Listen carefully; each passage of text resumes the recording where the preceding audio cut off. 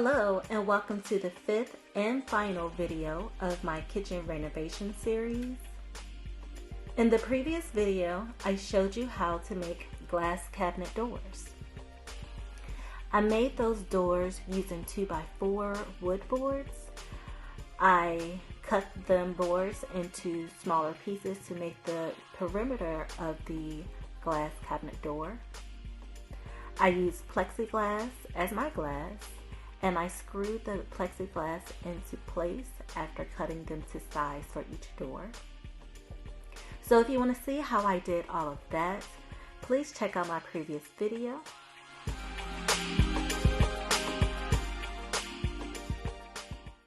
So what I did was I took cardboard or either poster paper and I made it templates to make sure that the measurements are correct and it will fit and it looks good or good enough.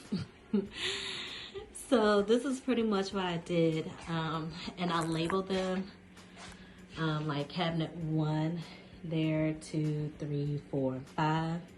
I also did the same thing for the drawers. I have 3 versions in the kitchen, so this is well, let's start right here. This is version 1, all 4 of these. This is version 2, and then version 3. I'm just gonna combine this as one, template drawer face, because it's not gonna be used and there'll be less cuts for me. So a total of 3 versions of drawer for the kitchen. Okay, so I started assembling my drawer fronts. This one needed a little bit of help for the glue for the boards to stay down, but here's one. And what I'll do is, and I'll hopefully show you this part, caulk down, because you see, if you can see that little space right there, you just want to caulk that prior to painting. And I'm also going to add some wood fillers at each joint. And so these are the pre-cuts and all of the trim that I'll be putting on these drawers, and this is the one that I'll be working on next. So pretty much that's that process.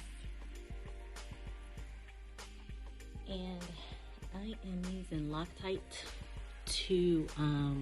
as my glue or my adhesive to put the trim on the drawers. So I just put it on the actual trim itself. Okay, so I did make all of the drawers. They're the shaker style type drawers. So I have been letting them sit for overnight, just making sure that the glue adheres and the trim pieces are super duper flat. So that is that.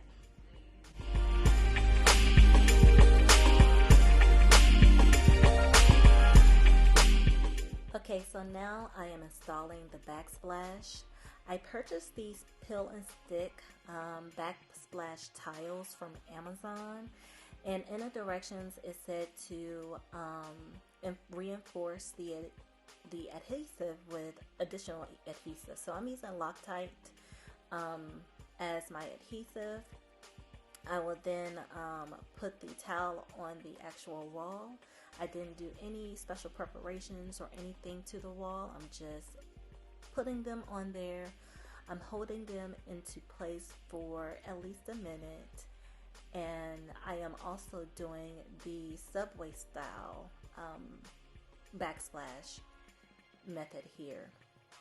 So, oh, and another thing I wanted to mention too is that I did have to cut some of these tiles into a smaller piece so that it could fit into the space. So I wanted to mention that I did have to cut the tile, and I used a manual tile cutter to do that.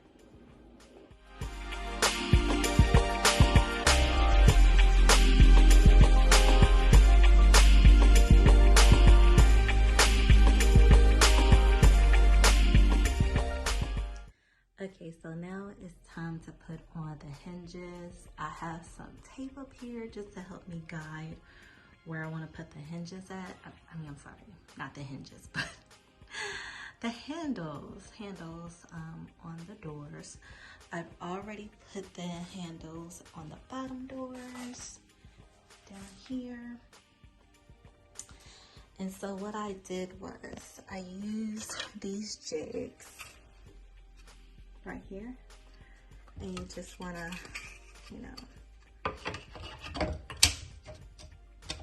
line it up with the door, and you just make your marks. And so the marks are made, and you just drill in there. So that's pretty much what we're doing. I have already made all of my marks. For the drawers, I marked the middle, and I basically